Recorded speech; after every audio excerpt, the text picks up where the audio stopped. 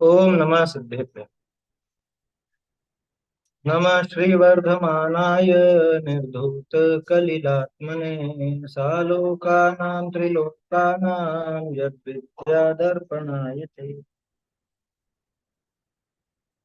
रत्नकरण श्रावकाचार्य दान का प्रकरण चल रहा है। दान के प्रभाव से किसी किसी को संपदाएं मिलती हैं, कैसे विषय भोग आदि मिलते हैं, ये सब तो अपन ने देखा। अब यहाँ पे चार प्रकार के दान का स्वरूप यहाँ दिखा है। चार प्रकार का दान कौन कौन सा, ये तो जगत प्रसिद्ध है। औषधि, शास्त्र, अभय, आहार। हाँ, औषधि दान, आहार दान, ये दोनों एक जैसे। इनके अलावा आवास दान नाम आता है, जिसको अपन अभय दान के नाम से भी जानते हैं।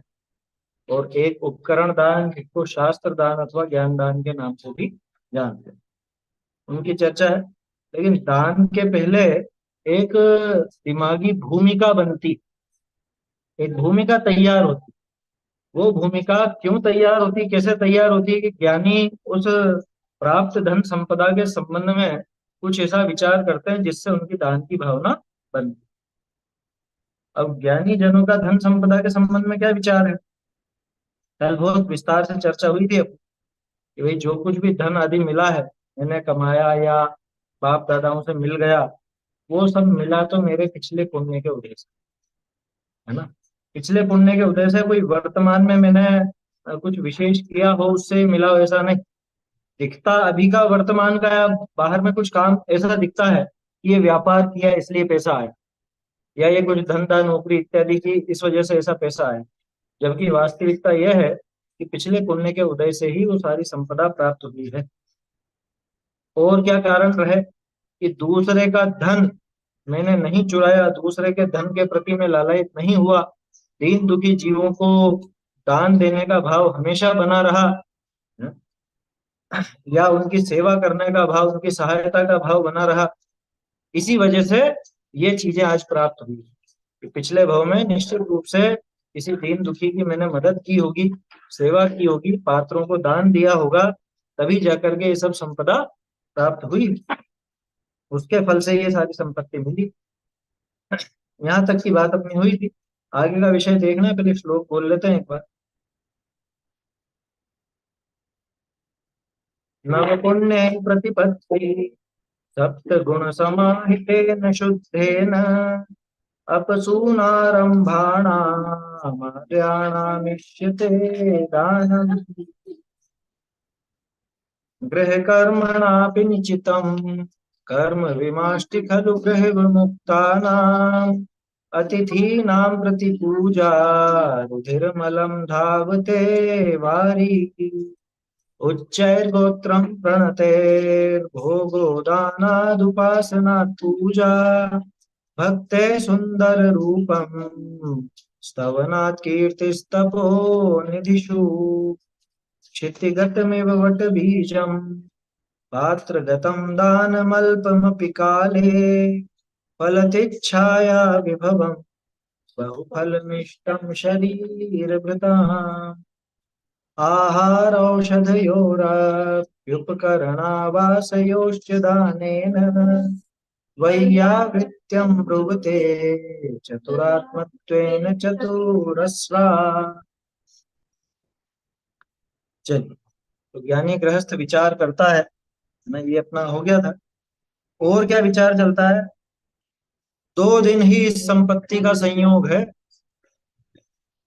2 दिन का मतलब कुछ समय ही रहने वाली है, आया समझ में।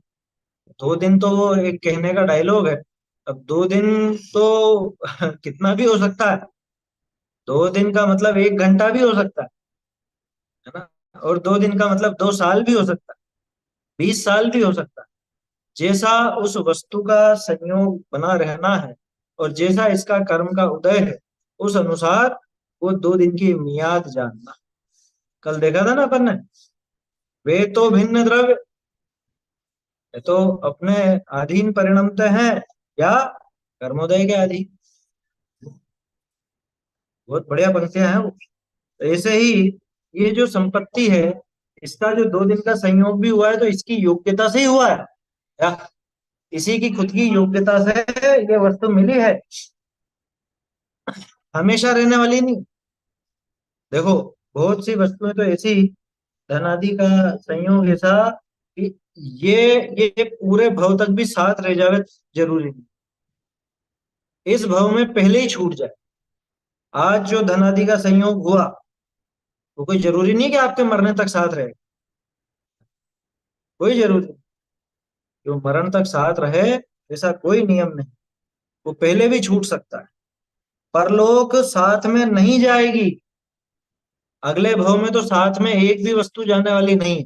क्या अगले भव में साथ में क्या जाता है? हाँ, ज्ञान हो तो अपना स्वरूप, बाहर की चीजों में से क्या चीज जाती है साथ? बाहरी जगत का तो कुछ भी नहीं जाता।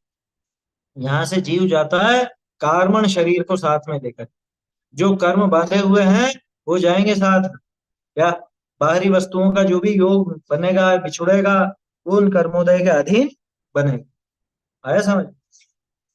तो दो दिन ही इस संपत्ति का संयोग है। उसको विचार चल रहा है कि देखो ये रुपए पैसे सब इकट्ठे हो गए, इतनी संपदा इकट्ठी हो गई, भोगने में तो पाप है ही सही, अब भोगता भी रहूं तो कब तक भोगूं? दो ही दिन इस संपत्ति का संयोग है, परलोक में साथ में नहीं जाएगी, जमीन में गड़ी रहेगी। बोलो, यहीं छोड़ जाएंगे, जमीन में गड़ी रह जाएगी, दूसरे देश में रखी रह जाएगी। मर गए ना लोग बाग छोड़ छोड़ करके, दूसरे देश में कैसे? जैसे मान लो आपने बैंक वगैरह में पैसे डाल रखे, है ना, बैंक में है या किसी भी चीज में आपने पैसा डाल रखा है। अब आपकी तो आयु पूरी हुई, आप तो निकल लिए यहाँ से, और वो पैसा की वो पड़ा हुआ है वहां पे। बहुत जगह तो वहाँ विदेशों में खाते रहते हैं ना, स्विस बैंक में और जाने कौन कौन से बैंक में, दूसरे देश में रखी रह जाएगी कि वहां, दूसरे देश में और कैसे रखी रह जाती है बताओ? यहाँ से आप कहीं घूमने फिरने गए और कुछ अपनी संपदा सोने चांदी वगैरह के जेवर तो पहन के जाते ही लोग, तो घूमने गए और वहीं पर मर गए तो वो वहां पड़ी रहे, या वहां चोरी हो गए, कुछ भी हो जाता है। तो ये संपदा का दो दिन का संयोग है, साथ में जाने वाला नहीं, है ना। परलोक में जीव के स्वयं के गुण जो हैं, या खुद की जो पर्याय अच्छी प्रकट हुई हो, है ना, खुद के भाव हैं, वो ही साथ में जाता है। आप कह सकते हो ये भाव तो एक समय के, वो भी कहाँ साथ में जाते हैं, लेकिन उनकी एक संतति चलती है ना, जैसे सम्यक दर्शन है। सम्यक दर्शन यहाँ लिया वो अगले भाव में जाएगा, मोक्ष मार्ग अगले भाव में जाएगा, खुद के किए हुए पुण्य और पाप, शुभाशुभ भाव, उनके फल में जो कर्म बंधे वो साथ में जाए। बाकी बाहर की जो वस्तुएं आज यहाँ दिखती हैं अपने को, हमारे साथ दिखती, ये हमारा मकान, हमारी दुकान, हमारे कपड़े लत्ते, हमारे आभूषण, हमारी गाड़ी, और तो और हमारे रिश्तेदार, वो भी परलोक में साथ नहीं जाने।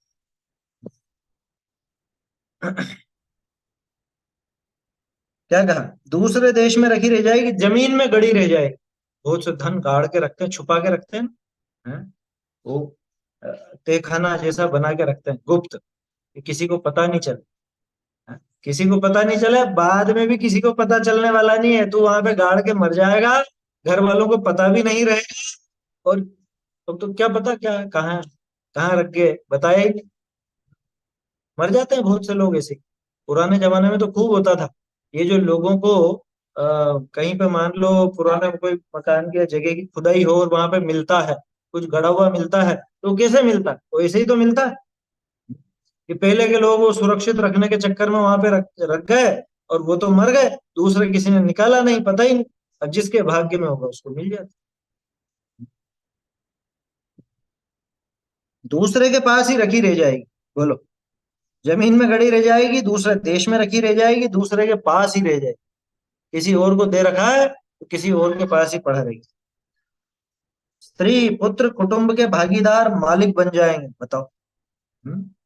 पहले ये मालिक था, खुद कहता था मैं मालिक मैं मालिक, अरे तू मरा, तेरी आंख मिची, और ये सारे जो स्त्री है पुत्र है, वैसे भी देखते हैं ना बैंक खाते वगैरह है, एलआईसी वगैरह, इनमें ऑटोमेटिक, जैसे पति है तो उसकी पत्नी, और पत्नी है तो उसका पति, वो नॉमिनी होता है, नॉमिनी वही होता है।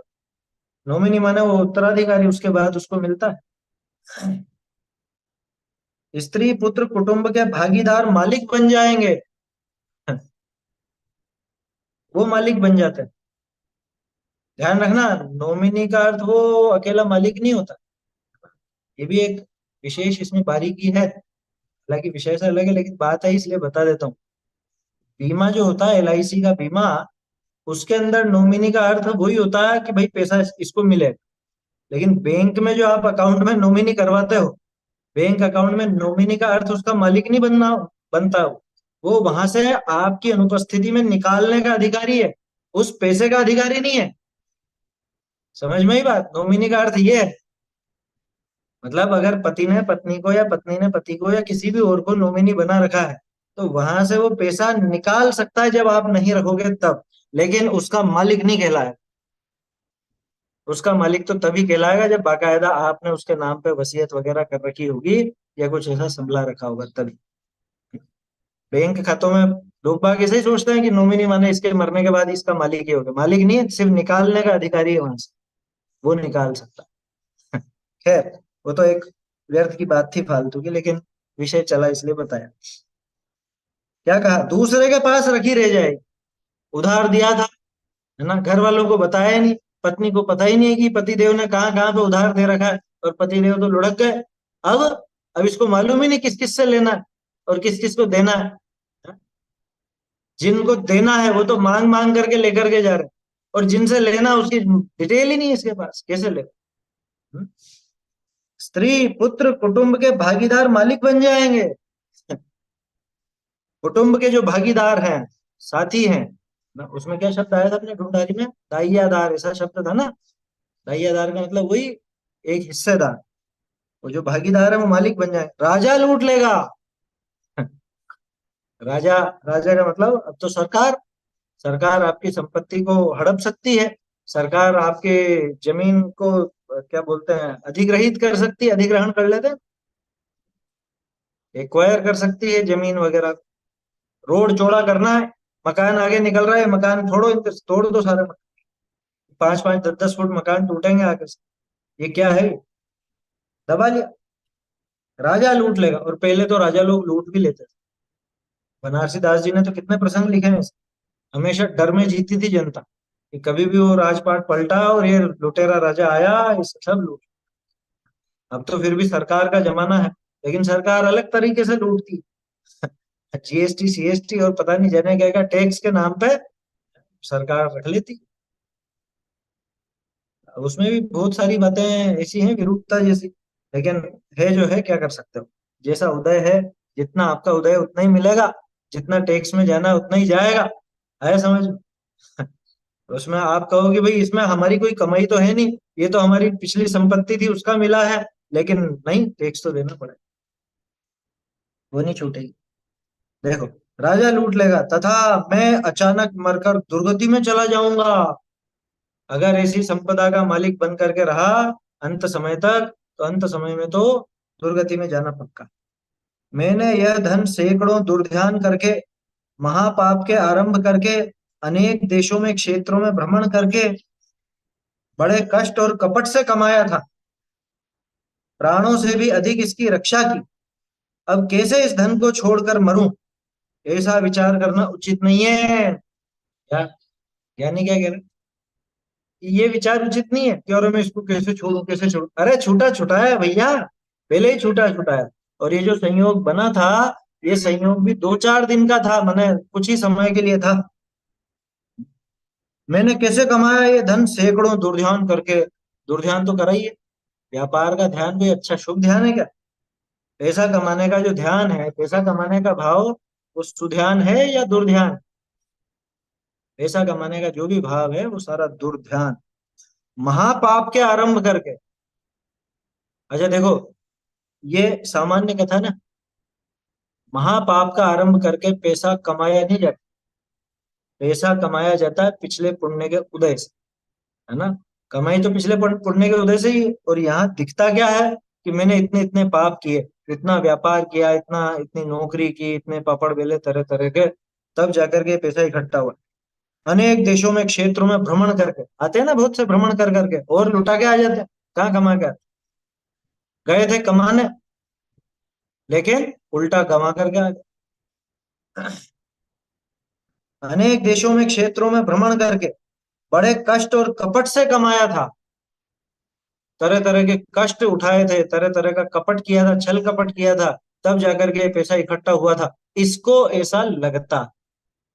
वास्तव में कपट से या जैसे छल करके या बड़े कष्ट उठाकर ये तरह तरह का भ्रमण करके इससे कोई पैसा आता नहीं है।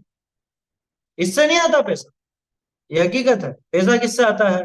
कि पैसा तो पिछले पुण्य के उदय से, इसको लगता है मैंने इतनी सब मेहनत की इससे आया। ये बाहर में इसको ऐसा दिखता है, लेकिन वास्तव में इन चीजों से पैसा। बोलो, दुकान खोलने से पैसा आता है कि नहीं आता? दुकान खोलने से पैसा आता हो तो इतने लोगों को घाटा कैसे हो गया? कर्जा माथा माथे कैसे चढ़ गया? यानी नौकरी से तो पैसा आता है, कि नौकरी से भी पैसा आता हो तो इसके पास पैसा क्यों नहीं इकट्ठा हुआ? हम्म? कहाँ आया पैसा? नौकरी करने पे भी नहीं आया पैसा, बोलो। कंपनी बंद होगी और 5-7 महीने का तो तनख्वाह ही नहीं मिली थी, है? या और भी इतने दिनों की नहीं मिली थी, तरह तरह की बातें होती है ना। तो इन चीजों से पैसा आता नहीं। पैसे का गणित सीधा सा है कि पैसे का संबंध है उस साता वेदनी से। साता वेदनी का उदय होगा तो अपने आप ही पैसा आएगा। साता वेदनी का उदय नहीं होगा तो वो पैसा नहीं है। जो पड़ा हुआ है पाप का उदय आने पर वो भी चला जाए। आपके पुण्य का उदय समाप्त हुआ तो अपने हाथ की संपदा भी चली जाएगी, दूसरा आना तो दूर की बात। मैंने ये धन सैकड़ों दुर्ध्यान करके महापाप के आरंभ करके अनेक देशों में क्षेत्रों में भ्रमण करके बड़े कष्ट और कपट से कमाया था। प्राणों से भी अधिक इसकी रक्षा की, ये तो करता ही है, प्राणों से भी ज्यादा। मर जाए लेकिन छोड़े नहीं। पहले एक कहावत चलती थी, चमड़ी जाए पर दमड़ी न जाए, है? सुनिए कहावत, सुनी? चमड़ी जाए पर दमड़ी न जाए, माने शरीर का खूब नुकसान हो जाए भले, हाँ, पैसे का एक पैसे का नुकसान नहीं होना चाहिए। शरीर को भले खूब कष्ट दे ले, पैसा नहीं छूटना चाहिए। ये कहावत है कंजूसों की। प्राणों से भी अधिक इसकी रक्षा की, अब कैसे इस धन को छोड़कर मर जाऊं? अज्ञानी को ऐसा विचार रहता है। ज्ञानी क्या सोचता है? ऐसा विचार करना मुझे उचित नहीं है, और कैसे छोड़ू, कैसे छोड़ू, कैसे छोड़ू। वो 6 महीने तक रोता रहता है वो देव, कि कैसे छोड़ू, ये धन संपदा आदि कैसे मतलब वो जो वैभव है, उस वैभव को कैसे छोड़ू, ये उसके दिमाग में चलता है। ऐसा विचार करना उचित नहीं है, किसी भी तरह से उचित नहीं। जगत में देखो, यदि लाखों का धन हो तो भोगने में सभी नहीं आ जाते। अब तो लाखों की क्या गिनती है, करोड़ों का धन हो, ये जो लाखों लिख रहे हैं ना, वास्तव में तो ये लाखों भी भोगने में नहीं आते। मतलब कमाई के हिसाब से, उस कमाई के अनुपात में अगर आप अपना भोग देखो तो नहीं भोगने में आते। जो व्यर्थ का खर्चा करते हैं उनके भी भोगने में नहीं आते। क्या मतलब? अरे भाई, जो पाप कमाते हैं और जिनके धन संपदा नष्ट हो रही है, तो नष्ट ही हो रही है, भोग कहाँ पा रहे हैं? जैसे मान लो उदाहरण के लिए, किसी व्यक्ति ने शादी विवाह किया, ठीक है, और शादी विवाह में उधार लेकर के 1 करोड़ रुपए लगाए। होता है ना, आजकल तो मामूली बात हो गई, करोड़ों रुपए लगाते हैं शादियों में। बहुत खोटी प्रथा है, आया समझ में? थोड़े दिन पहले वो चर्चा चली थी ना, शादी ब्याह में फालतू का खर्चा करना ही नहीं जाता। कंजूसी की बात नहीं है, पाप से बचने की बात। क्योंकि आप उसमें जो खर्चा भी करोगे, जितना दिखावा करोगे, वो सारा दिखावा व्यर्थ जाएगा, व्यर्थ। उसमें कुछ भी हाथ आने वाला नहीं है, आप उसको भोग नहीं सकते। वो जो करोड़ों रुपए लगाए, ये बताओ किसने भोग? हम्म?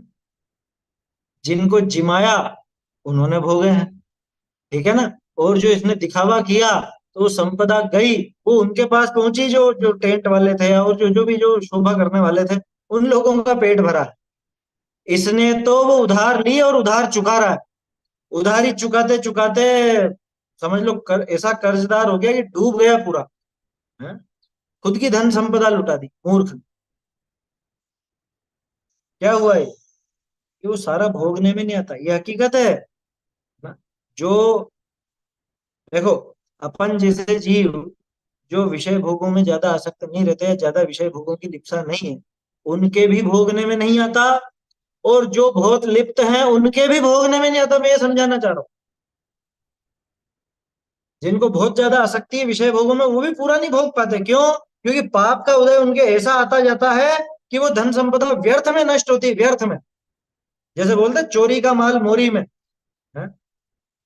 ऐसे ही पाप प्रणालिका, पाप प्रणालिका शब्द आया था, पाप प्रणालिका का माल कहाँ जाएगा? मतलब पाप पाप बांधते हुए तो वो सारा का सारा माल, यानी सारा रुपया पैसा संपदा, वो सब ऐसे ही व्यर्थ में गंवा दी जाएगी। उसका कुछ भी न भोग हो सकेगा, न कुछ हो सकेगा। तो ये ज्ञानियों को ये बात पकड़ में आई क्या, कि कुछ भी कर लो, अपन पूरा तो भोग ही नहीं पाते, तो फिर क्यों ना दान दिया जाए, क्यों ना इसका सदुपयोग किया जाए। यह है दान के पीछे विचार। मैंने शुरू में कहा था ना, दान के पीछे एक भाव भूमिका तैयार होती है, उसके बिना वो दान हो नहीं पाता। तो ज्ञानी ये विचार करते हैं, समझदार लोग ये विचार करते हैं कि भैया कितना भी इकट्ठा कर लो, सारा अपन तो भोग ही नहीं सकते। भोगना चाहोगे तो भी नहीं भोग सकते, क्योंकि कई बातें हैं आपके अंतराय का विषय क्षयोक्षम भी होना चाहिए, हैं? और बातें भी होनी चाहिए। क्या कह रहे हैं? यदि लाखों का धन हो तो भोगने में सभी नहीं आ जाता, सारा का सारा नहीं भोग सकते। भोगने में तो आधा शेर अन्न आता है। आधा शेर का क्या मतलब होता है? एक शेर कितना किलो का? लगभग लगभग 1 किलो का होता है, 900 950 ग्राम ऐसा कुछ रहता है एक शेर। एक शेर जो है वो 1 किलो से कम होता है। शेर चलता था पहले। अब भोगने में तो आधा शेर अन्न आता है, दिन भर में कितना खा लोगे बताओ? हैं? आपकी थाली का वजन तोल लो, जो जो चीजें उसमें खाते हो, खाओगे कितना? खाओगे तो वही आधा शेर अन्न। आधा शेर का मतलब लगभग लगभग आधा किलो मान लो, ज्यादा से ज्यादा आधा किलो, इतना मान लो, उतना भी नहीं होता। तो भोगने में तो इतना ही आता है। खाना कितना है बताओ? करोड़ों कमाओगे तो भी 4 ही रोटी खाने वाले हो, इससे ज्यादा तो नहीं खाना। जिसकी जितनी डाइट हो समझ लेना, कोई 2 खाता हो तो 2, 3 तो 3। खाने में तो उतना ही खाओगे ना जितना खा रहे हो। अरबों कमा लो भले, ये अरबों खरबों कमाने वाले जो बैठे हुए हैं, इनकी क्या, ये क्या 40-50 रोटियां खा लेते हैं एक बार में? हैं? खाते तो उतनी है ना, जितना पेट होगा, भूख होगी उतना ही खाएंगे, उससे ज्यादा तो खा नहीं सकते। तो सब भोगने में तो आता नहीं है, भोगने में तो आधा से रन आता है। तृष्णा ऐसी बढ़ती जाती है कि अब और धन बढ़ा लूं। तृष्णा तो ऐसी बढ़ती है, इसकी इच्छाएं ऐसी बढ़ती हैं, और धन बढ़ाऊं और संपदा बढ़ाऊं, कैसे भी करके और मिले और मिले और मिले। लखपति हूं तो करोड़पति हो जाऊं, करोड़पति हूं तो अरबपति हो जाऊं। बोलो, ये मेरे पास 10-15 तो प्लाट होने चाहिए जमीनों के, हैं? और 10-12 फ्लैट होने चाहिए। 10-12 पे रुकेगा क्या ये बताओ? 10 हो जाएंगे तो 100 की इच्छा होगी। 99 का फेर समझते हैं ना? 99 का फेर दादा सुनाते थे इसी का। एक करोड़पति आदमी था, और वो रात को उसको नींद नहीं आती थी, इधर से उधर से इधर भटकता रहता। और पड़ोस में एक गरीब मजदूर जैसा, वो आराम से खर्राटे भरता हुआ सोता था। इसको बड़ी परेशानी होती थी कि मैं इतना कमा करके भी परेशान हो रहा हूँ, मुझे नींद नहीं आ रही है, इसको नींद कैसे आ जाती? तो उसके मुंशी ने या नौकर ने बताया, उसको बोला उसने कि यार ये क्या रहस्य है इसका, मुझे अच्छा नहीं लगता, ये चैन से सोता है और मैं ऐसे मूर्खों जैसे टहलता रहता हूँ, नींद ही नहीं आती। कि चिंता मत करो, कल से इसको भी नहीं आएगी। तो वहां जाके 99 रुपए की थैली रखी, 99 सिक्कों की, उसके दरवाजे के बाहर। अब सुबह जब वो उठा, ये 99, अरे यार एक और होता तो मजा आता। अब वो 100 के फेर में पड़ गया। अब वो 100 के फेर में ऐसा पड़ा कि 100 के बाद फिर वो 999 हुए तो 1000। पहले तो 99 के 100, 199 के 200, 299 के 300, कैसे करूं? इसी भावना में निरंतर उसका दिन व्यतीत होने लगा, है ना? यही विचार करता रहा, 99 की फेर में पड़ गया। बोलो हमारी दशा इनकी नहीं। ये 99 का फेर, और भोगूं या और धन बढ़ा लूं। तृष्णा ऐसी बढ़ती जाती है कि और धन बढ़ा लूं। अहो, अन्य के पास तो 50 लाख धन हो गया, मेरे पास तो 5 लाख ही है। क्या कहते हैं यार, और धन कैसे बढ़ाऊं, दूसरों के पास इतना कैसे हो गया, दूसरों को देख देख करके परेशान हो, इसके पास करोड़ों रुपए हैं। हम दोनों के पास पहले बराबर थे, बोलो, तो दोनों भाई हुए थे ना अलग अलग, अंबानी हैं। अब वो जब अलग हुए तो मुकेश अंबानी के पास तो इतनी ज्यादा कंपनियां नहीं थी, अनिल अंबानी के पास ज्यादा थी, और देखा जाए तो उनकी वैल्यू भी ज्यादा थी। लेकिन धीरे धीरे क्या हुआ, तो उसकी तो घट गई और इसकी एक ही कंपनी से बढ़ता गया बढ़ता गया बढ़ता गया। अब ये देख करके सोचे इसके पास इतना कैसे बढ़ गया।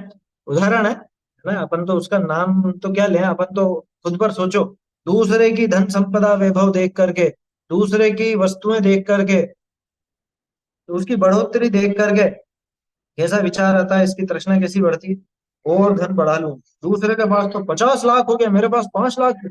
अंदर ही अंदर जलता भुनता रहता है। देखो कैसी मूर्खता, खुद के पास जो है उसको भी भोग नहीं पाता, और दूसरे को देख देख करके व्यर्थ का पाप बांध, तो आगामी भी भोग नहीं पाए, न खुद का भोग पा रहा है, दूसरे का तो भोग सकता भी नहीं, खुद का भी नहीं भोग पाता, और आगे के लिए पाप बांध लेता। ये भावना बहुत खोटी है।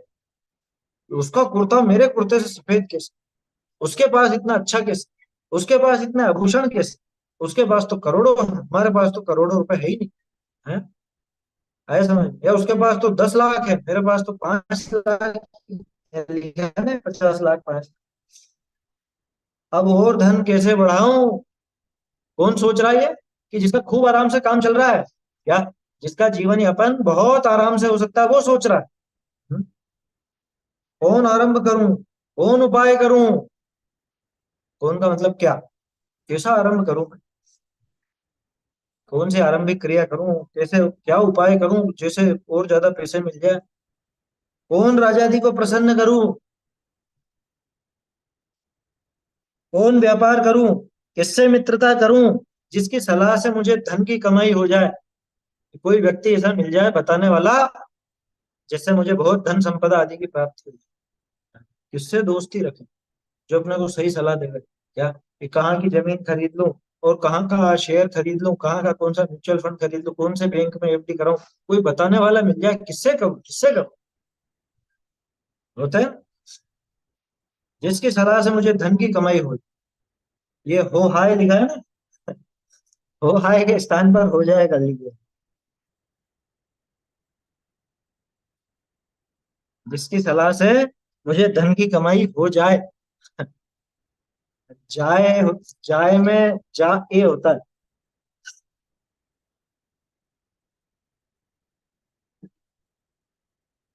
किस सेवक को अपने यहाँ काम करने को रख लूं, जो मेरा थोड़ा धन खाए तथा बहुत धन कमा कर दे। ये सब व्यापारियों के चिंता रहती है। अरे अच्छे नौकर मिलते ही नहीं है, अच्छे काम करने वाले मिलते ही नहीं है, हैं? पीछे से सब हैं यहीं पर चोरी करते रहते हैं, दुकान में से ही निकालते रहते हैं। अच्छा सब जानते हैं बड़े बड़े व्यापारी कि अपने अधीन काम करने वाले थोड़ा थोड़ा तो मारते ही हैं अपने माल में से, अपने सामान में से कुछ ना कुछ तो निकालते ही। लेकिन ऐसा कोई मिल जाए जो ईमानदार हो, हैं?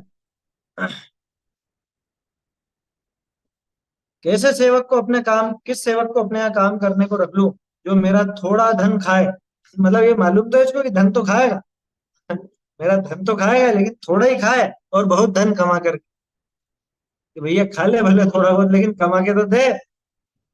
कौन से सेवक को रखूं, कौन सेवक मुझे इस तरह से कमा करके दे।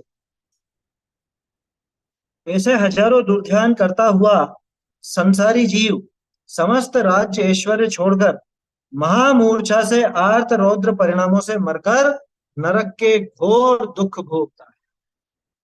क्या कहा, हजारों तरह के दुर्ध्यान करता हुआ, है ना, बहुत दुर्ध्यान होते हैं। अच्छा ज्ञानी इन दुर्ध्यानों से बच करके आगे की बात सोचता है।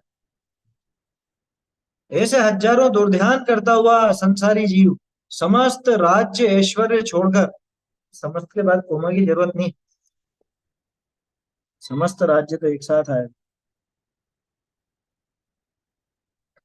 समस्त राज्य ऐश्वर्य छोड़कर महामूर्छा से क्यों गया, बताओ नरक में क्यों गया, क्या है नरक आयोग का कारण।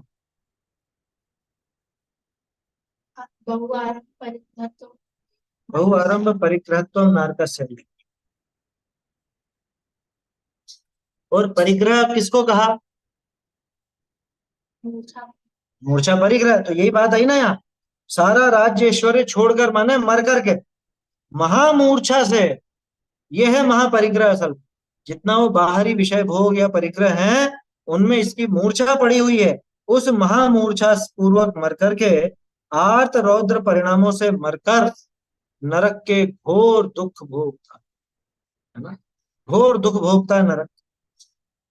संसार में अनंत दुख रूप परिभ्रमण करता हुआ, क्षुधा तृषा रोग दारिद्र को भोगता हुआ अनंत काल व्यतीत करता है।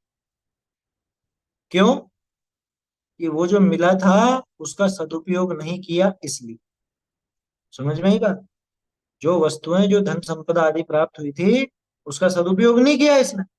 सदुपयोग नहीं करने की वजह से ऐसा ये परिभ्रमण करता है, मरता है, क्षुधा रोग वेदना दारिद्र आदि इन सबको भोगता हुआ अनंत काल व्यतीत करता है। संसार में अनंत काल तक परिभ्रमण करता रहे। किस लिए? कि जो वस्तुएं थी उनकी तो तीन ही गति थी, दान भोग और नाश। भोग भी पूरा नहीं सका, दान दिया नहीं, तो वो तो नष्ट होने ही वाली थी। अच्छा, नाश जो है ना, वो अकेले उस वस्तु का नाश नहीं है, नाश इसका स्वयं का भी है। क्योंकि खुद उन खोटे भावों में लग करके या खोटे कार्य करके उसने पाप ही बांधा। उन विषय भोगों को भोगने की भावना से इसने निरंतर पाप ही बांधा। तो ऐसे अनंत काल तक उस संसार में दुख रूप परिभ्रमण करता रहता है, कैसी कैसी गतियों में जाता है।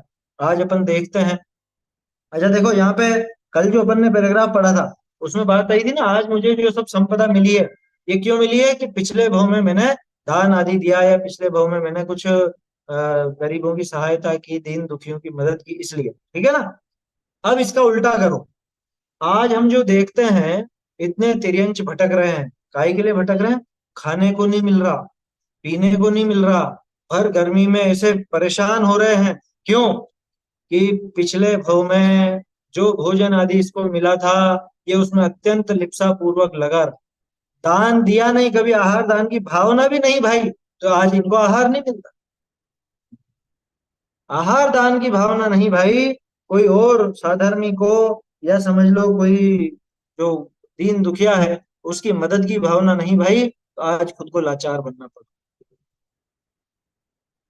ये सीधी सी बात है, इसमें कोई बहुत भारी साइंस नहीं है, सरल सा विज्ञान है। बहुत लिप्सा थी ना इसकी, खाऊं खाऊं खाऊं, इसी में लगा रहता था ना। अब भी खाऊं खाऊं खाऊं ही लगा रहे, लेकिन अब खाने के लिए ढूंढने में लगा रहे। पहले बहुत था तो बिगाड़ा भी किया, झूठ में छोड़ा है, और दिन भर खाना खाना खाना खाना, या जो भी विषय भोग है उसी में लगा रहता था। तो उसका फल ये हुआ, इस भव में भी इसको उसे खाने पीने के ये दिन, पूरा दिन निकल जाता भोजन ढूंढते ढूंढते, भोजन मिलता नहीं। अरे बड़े शहरों में तो पानी की बड़ी समस्या हो जाती है जानवरों के लिए। जानवरों को पानी कौन पिलाएगा बताओ? पहले के जमाने में जो पुराने शहर हैं, उनमें तो हर एक मकान हवेली के बाहर हौद होती थी, पानी की हौद, जिसमें गायें कुत्ते वगैरह वो सब पानी उसमें पी लेते थे बेचारे। कोई प्यासे हो तो उसमें पानी पी लेते थे। अब तो कोई हौद वोद कुछ भी नहीं, नालियां तक पैक हो गई है, कहाँ से पिए बेचारे? प्यासे घूमते प्यासे, सोचो ऐसी दशा में पहुंच गए तो क्या होगा। अभी देख लो ना, वर्तमान में देख लो गाय भैंसों को घूमते हुए। भैंस तो खैर दिखती ही नहीं है, गायों को देख लो सड़कों पर जो घूमती रहती है, कुत्तों को देख लो। हैं? पीने को एक बूंद पानी नहीं मिलता। क्यों? कि पिछले भव में जो मिला था उसका इसने दुरुपयोग किया, बहुत बहाया एक तो। हाँ? भोजन को व्यर्थ छोड़ा। दूसरी बात, किसी को दान दिया नहीं, दीन दुखी की मदद नहीं की, है? साधर्मी बनने का भाव नहीं रखा, तो अपने आप ही वो बिगाड़ तो नहीं होगा। उसके फल में जो पाप बंधा, तो ऐसे दुख रूप, अनंत दुख रूप परिभ्रमण करता हुआ, क्षुधा तृषा रोग। अरे किसी को औषधि का दान नहीं दिया, तो आगे जाकर के खुद ऐसा रोगी आया समझ। कोई भी हो ना ऐसा परेशान हो, और अपने पास कोई ऐसी निरापद औषधि हो जिसमें कोई ऐसा विशेष अभक्ष वगैरह की बात ना हो, है ना, जो गलत तरीके से, हिंसक तरीकों से नहीं बनी हो, तो ऐसी औषधि देने का भी विचार आता है। ध्यान रखना, सामान्य किसी को देना वो तो दया दत्ती में शामिल, अगर दया पूर्वक देते हो तो, है ना। और जो साधर्मी है, जो मोक्ष मार्ग में स्थित जीव हैं, उनको देने में उनको देने में पुण्य है, विशेष पुण्य, वो असली दान है। बाकी को देने में दान नहीं है, वो तो दया दत्ती है। पात्रों की बात आई थी ना, तो 3 प्रकार के जो पात्र हैं उनको देने में वास्तव में दान है। तो ऐसे वो रोग को, दारिद्र को, कौन होगा गरीब, कौन दरिद्रता पाएगा, कि जिसने धन का दुरुपयोग किया, जिसने धन को धर्म की वृद्धि के लिए बढ़ाने में नहीं दिया, सिर्फ विषय भोग का साधन बनाया, जिसने धन को सिर्फ अपने भोगों के खर्चे के लिए अपनाया, क्या उसमें ही काम में लिया। धन संपदा मिली तो काहे के लिए, मैं ये खर्चा कर लूं, ये खर्चा कर लूं, ये खर्चा कर लूं। जिसको 1 पैसे का दान देने का विचार नहीं आता, वो आगे दरिद्री होने ही वाला है, पक्का मानना। देखो, सीधी गणित है, दान देने का फल भोग भूमि है ना, तो दान नहीं देने का फल और विषय विषय भोगों में गंवाने का फल क्या हो, दरिद्रता। भोग भूमि में पूरी संपन्नता थी, तो यहाँ पे विपन्नता आ जाएगी, गरीबी आ जाएगी। इनको भोगता हुआ अनंत काल व्यतीत कर, बीत्यो अनंता अनंत काल, ऐसा आता है ना। अब इस घोर काल में कोई कुछ मोह निद्रा के उपशम होने से, देखो ये घोर काल, पंचम काल वैसे भी घोर है, भयंकर काल, इसमें थोड़ी सी मोह नींद का उपशम हुआ, मोह नींद के उपशम है समझ, मोह नींद का यहाँ पे उपशम हुआ, तो जिनेन्द्र भगवान के वचन, मोह नींद का उपशम का मतलब कि इसका मोह थोड़ा मंद पड़ा, दर्शन मोह चारित्र मोह दोनों मंद पड़े, कषाय भी मंद हुई और इधर मिथ्यात्व भी मंद हुआ, तो अपने आप ही जिनेन्द्र भगवान के वचन सुहाए। जिनेन्द्र भगवान के वचन से कोई अत्यंत विरले पुरुष सचेत होकर, जिनवाणी सुन करके उनको ये भाव आया कि नहीं, हमको ये दान आदि करना चाहिए, हमें ये विषय भोगों की लिप्सा घटानी चाहिए। तो ऐसा अत्यंत विरले पुरुष, अत्यंत विरले ही है वास्तव में, दान देने वाले कितने हैं? अधिकांश को तो लौकिक कामना रहती है दान के पीछे, और धर्म वृद्धि की भावना जिसको होती है, ऐसे कोई अत्यंत विरले पुरुष सचेत होकर अपने हित का विचार करते हुए, इस देने में किसी और का भला नहीं है, ये तो हमारा ही भला है। क्यों, कि एक तो हमारा पाप कटेगा, क्यों कटेगा, कि परिग्रह पाप है, और ये दान देकर के परिग्रह घटा रहे हैं, माने पाप को घटा रहे हैं। समझ में आई बात। दूसरी बात, मूर्छा परिग्रह है, उस मूर्छा को तोड़े बिना दान होता नहीं है, तो मूर्छा टूटी तो अपने आप दान का भाव यहाँ पे बनेगा और अपना हित होगा। तो अपने हित का विचार करते हुए 4 प्रकार के दानों में प्रवर्तन करते हैं, 4 प्रकार का दान देते हैं। अब ये 4 प्रकार का दान कौन कौन सा है, आहार दान आदि के संबंध में चर्चा आएगी, इसको फिर अपन आगे देखें।